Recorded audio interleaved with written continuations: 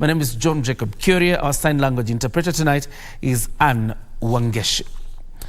The government will compensate families whose kin died in Mukumu Girls High School in Kakamega following a food poisoning incident.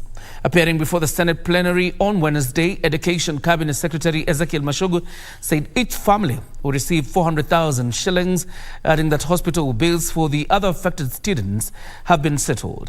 Mukumu Girls was temporarily closed down for 3 weeks in April following an outbreak of an illness linked to food poisoning and water contamination. The government will compensate family whose kin died in Mukumu Girls High School in Kakamega following a food poisoning incident. The government will provide financial compensation of 400,000 shillings to each of the families of 3 students and a teacher who tragically lost lives at Mukumu Girls due to food poisoning.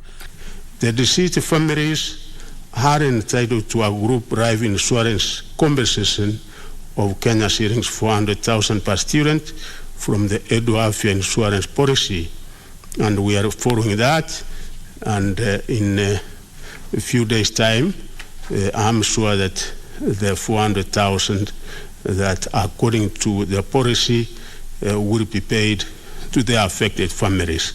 Education Cabinet Secretary Ezekiel Machogu, who spoke when he appeared before Senate plenary to answer questions on the ministry's plans to compensate the families, said the government has also settled hospital bills for the affected students. The ministry, through the Edwafia insurance policy, catered for the cost of treatment of the 109 students in various facilities that they were admitted to. Apart from the rehabilitation measures, the Cabinet Secretary said the ministry has operationalized a water purifier dispensing unit at a cost of 6 million shillings, while 10 million shillings have been disbursed to dormitory and class refurbishments. Machogu also told senators that investigations conducted by the multi-agency team probing the deaths are yet to connect any suspect with the incident that led to the death of 3 students and a teacher over consumption of poisonous food. Among other people that we had in that multi-agency approach were CID officers.